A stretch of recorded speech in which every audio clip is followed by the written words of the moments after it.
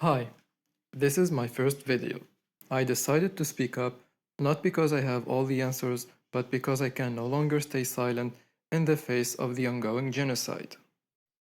This video offers my perspective on why this genocide is happening, focusing on the different attitudes people have toward it, and how those positions affect the outcome. In this video, I'll explore three dominant attitudes people hold toward this genocide. Those who support it, often under the claim that it's a war on terrorism, those who claim neutrality or political moderation, and those who actively oppose it and try to fight back. I'll be analyzing how each of these positions, whether out of malice, indifference, or powerlessness, either contributes to the violence or fails to stop it. Given that more than half a century ago a Holocaust was committed against the Jews, one would expect the world to have learned its lesson, making sure that such an event is never repeated again. In reality, however, a new Holocaust is being committed and broadcast live before our very eyes.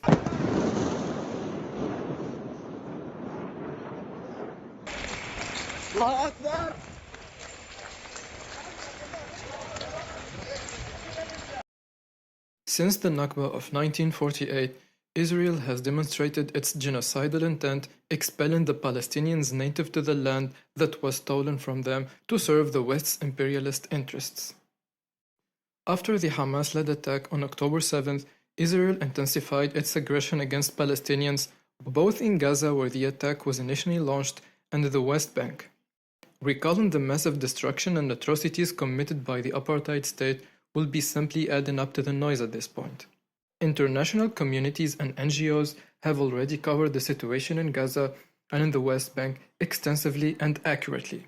Therefore, the focus of this video should not be the mere recounting of the ongoing genocide, but rather an exploration of the reasons behind it. While it's not up for debate that a single video cannot fully do justice to such a complex topic, I will do my utmost to analyze and highlight the most significant factors that, in my view, have contributed in this genocide.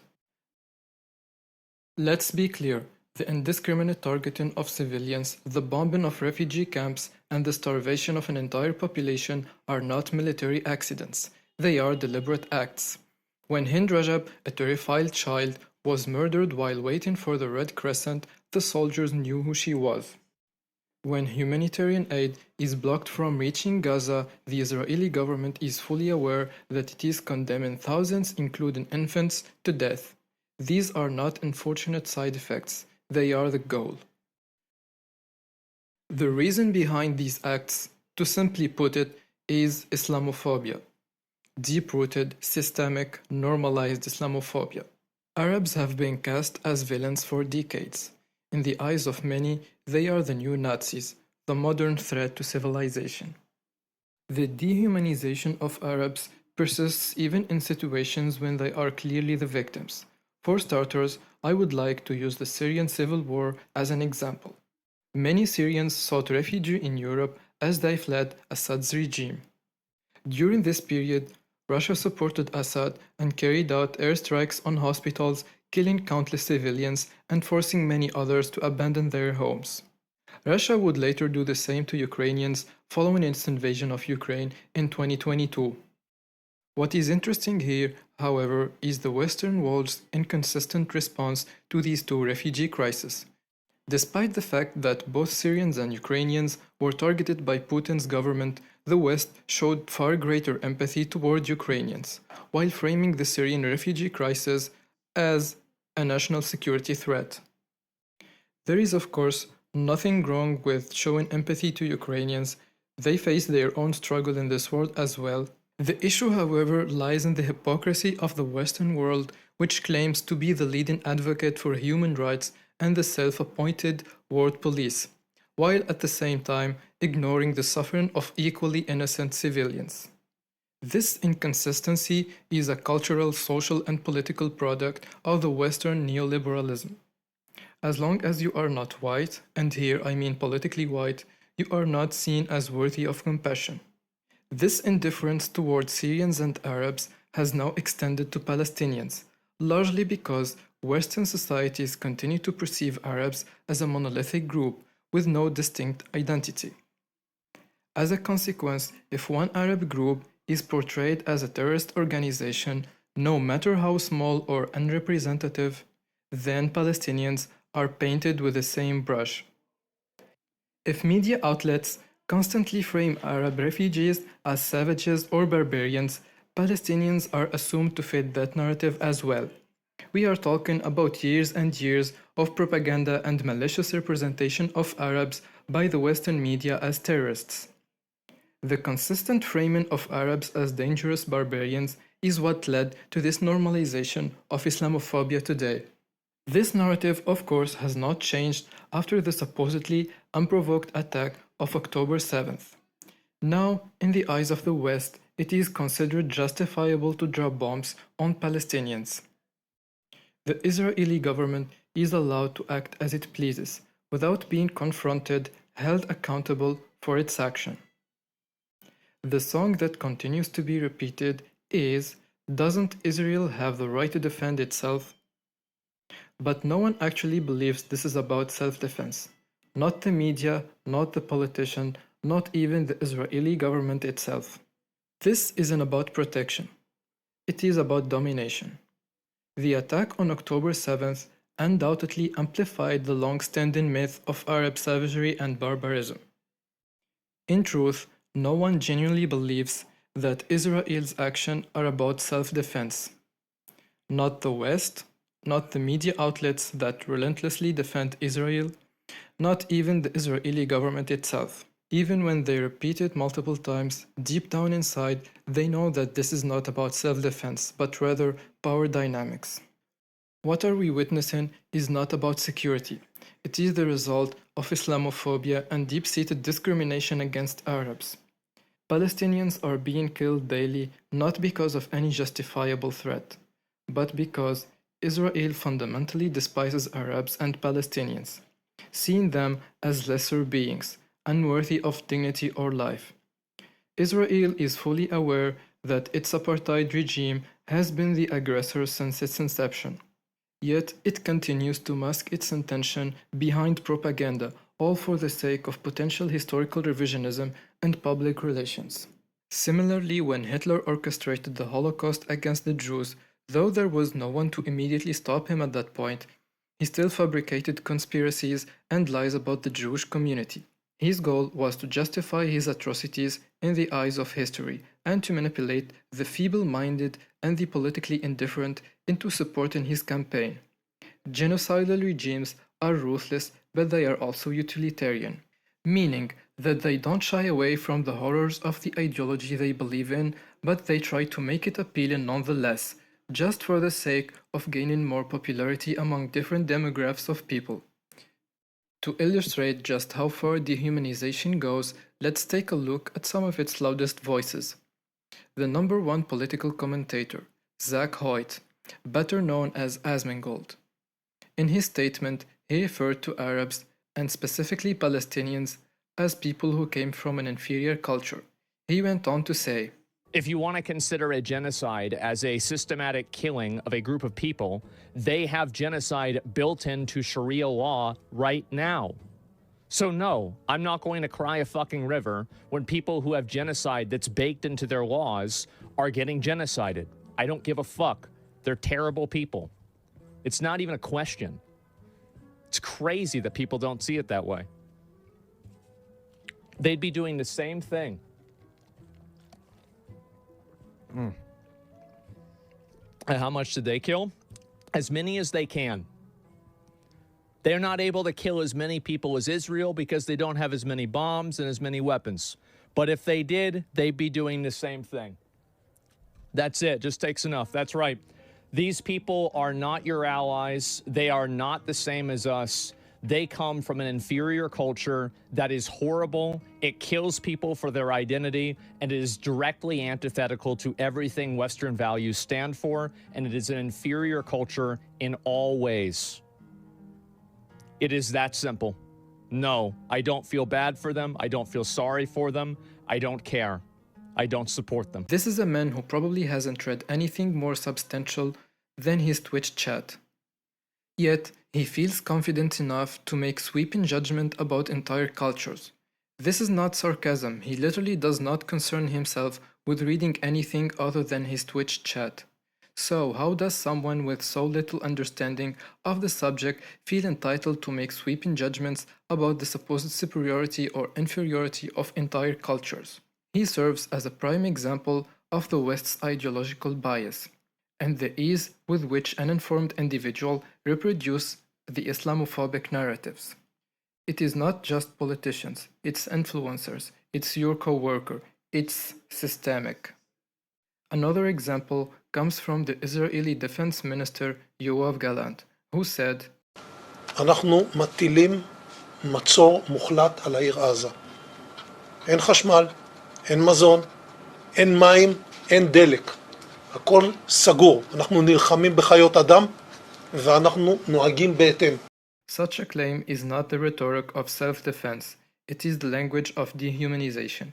It reflects a mindset rooted in perceived racial and cultural superiority, not in legitimate defense, but it reflects a mindset rooted in perceived racial and cultural superiority, not in a legitimate defensive posture. These statements expose the underlying motivation, not protection, but domination, not justice, but the assertion of a supremacist ideology. Going back to the Nazis again here, Hitler didn't need Jews to control the world for him to commit genocide. He needed a story, a lie that would make Germans believe they were superior. And every empire since has done the same. Hitler and the Nazi Germany did not commit the Holocaust because Jews secretly controlled the world or sought to carry out white genocide. Rather, the Holocaust was driven by the pursuit of expansion and the dream of Lebensraum. Dehumanizing another ethnic group is the fastest shortcut to establishing racial and ethnic superiority. You cannot convince anyone to help you conquer the world unless you first convince them that they are racially superior and destined for greatness, and you cannot convince them of that superiority without first convincing them that another group is inherently inferior. My second part of this video will be dedicated to the conspiracy theories and how they are being used as a scarecrow, scare tactics if you will. These theories are being heavily weaponized in favor of the ongoing genocide, in a sense that people who oppose the idea of a genocide but at the same time feel indifferent toward Palestinians are either intimidated by Israel or distracted by the already debunked conspiracies. These conspiracies function as decoys, shifting the attention of well-meaning individuals to false narratives, making them believe that they are helping the cause when in fact they are unknowingly supporting the settler colonial regime of Israel. One of the most popular conspiracy theories of all time is the Jews control the world. As much as someone wearing a tinfoil hat loves to rant about how Jews supposedly control global banks and finance, how the Rothschilds family practices unnatural rituals to gain unimaginable wealth, and how Israel has apparently developed a secret space laser powered by the Omnitrix from Ben 10. I would love to tell you no, they do not control the world. My counter-argument is try reading a book or listening to an academic speak. You might just get a little more educated. I will be leaving the link to this video that I find highly informative for anyone who wants to know more about why the US is always backing Israel. Other than that, I will not be entertaining such silly ideas in my video here. With that being said, it is important to note that Israel and the Zionist project have worked hard to blur the line between Zionism and Judaism. Today, Zionism is heavily conflated with Jewish identity, although Zionism doesn't accept every Jewish identity, but I will leave that to another video. The irony, however, lies in the fact that from its inception, the founders of Zionist ideology, most notably Theodor Herzl, were secular. He himself was an atheist who did not adhere to traditional Jewish beliefs. By promoting false conspiracies that claim the Jews control the world, the implicit conclusion drawn is that Israel controls the world.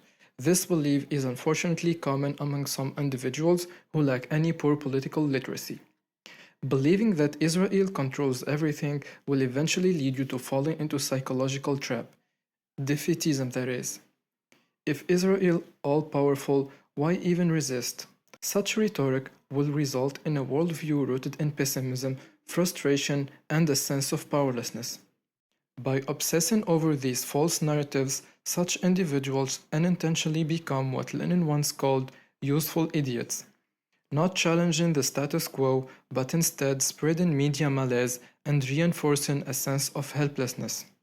My point here is that these conspiracy theories are the production of propaganda machines that aim to achieve a goal of further discrimination against the Jews and other ethnic minorities.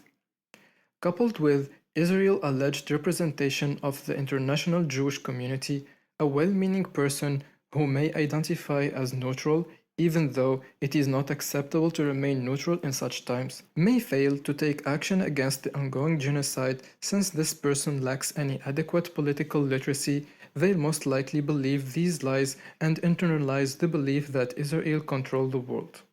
Because if it were true that the Jews and by extension Israel controls the world, then what power does an ordinary person have? What can a small nation do? What can a developing country hope to achieve? The answer becomes nothing, and that is precisely the kind of defeatism these conspiracies are designed to instill. If we look at the Middle East, I think it's about time we stop, those of us who support, as most of us do, Israel in this body, for apologizing for our support for Israel. There's no apology to be made. None. It is the best $3 billion investment we make. Were there not an Israel, the United States of America would have to invent an Israel to protect her interest in the region. The United States would have to go out and invent an Israel. The translation for this is that Israel is a tool for US imperialism. That is why it survives. Again, I recommend watching Baden Penada's video. He explains it in details. My video here deals with a different issue, so I digress.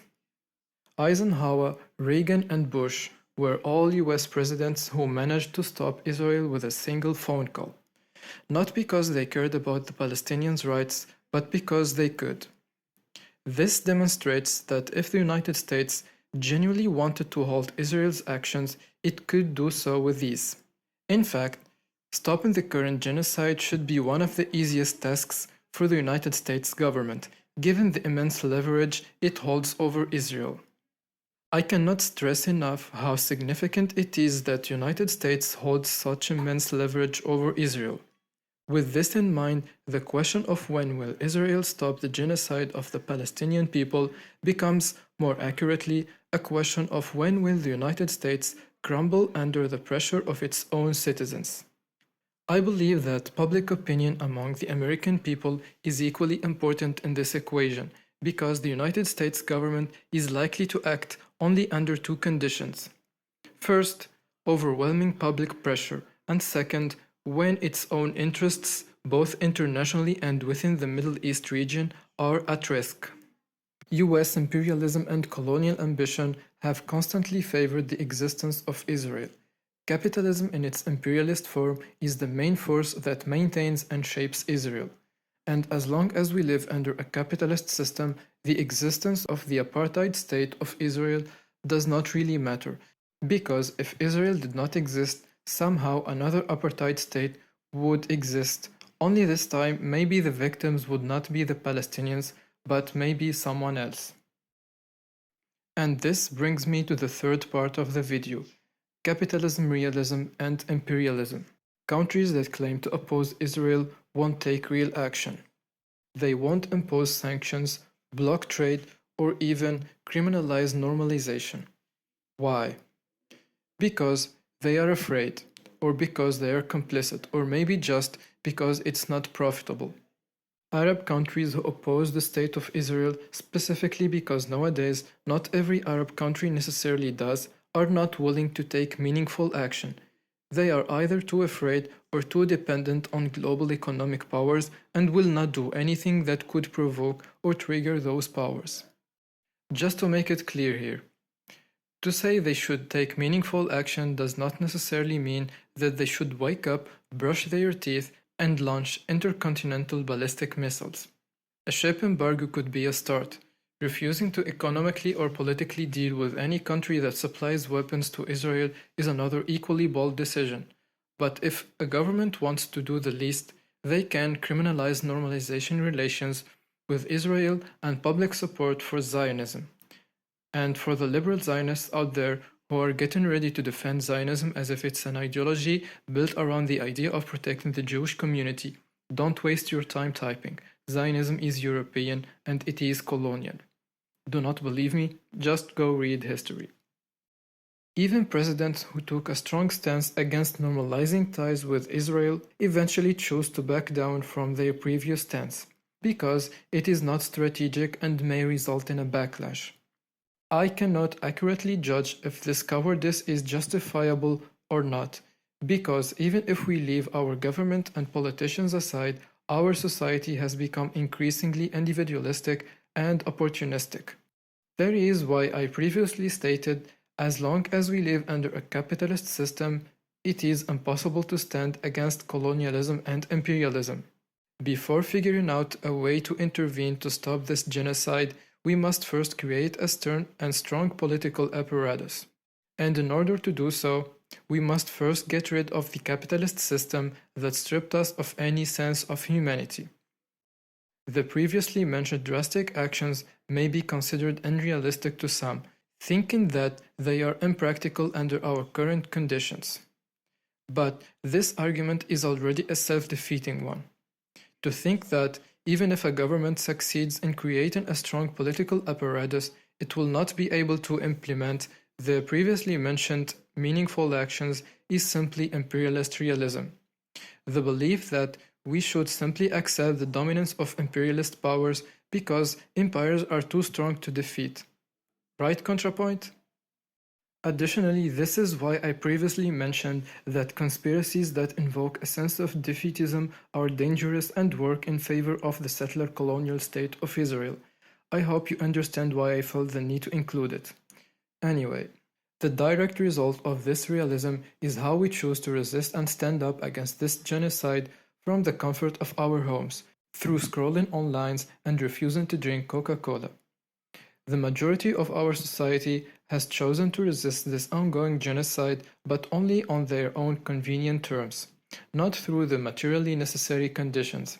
It is important to note that if we want to fight against this ongoing genocide, we should fight against capitalism too, because this genocide is inevitable under such systems.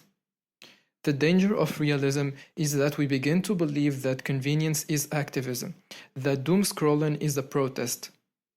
Realism doesn't just naturalize the empire, it persuades us that the resistance is either futile, impractical, or worse, embarrassing. It convinces us that meaningful change is unrealistic, and that it is better to manage our despair than to challenge the system that causes it. And once we accept that, all that's left is a spectacle, guilt, and inaction. Before concluding, I would like to express my gratitude to those who chose to protest against their indifferent governments. Those who made personal sacrifices and impacted their lives on many levels. Those who lost their lives in the pursuit of freedom, and even those who were able to help only by boycotting. If we are to dream of a brighter future, we must recognize our genuine efforts, mobilize and fight shoulder to shoulder in hopes of creating a better world. One that does not leave anyone behind, no matter what their identity might be. Remember that real resistance is meant to be risky. It's costly. And that's exactly why most people avoid it. When the dust settles, you don't want to find yourself standing on the wrong side of history. And with this, we reach the end of the video. This video may be little too serious in tone, too passionate for the average person to digest. For that, I warn you, do not let this video distract you from the real issues of the world. Do not forget that some transgender people have access to their preferred public bathroom. Do not forget that some drag queen is dancing in a gay parade.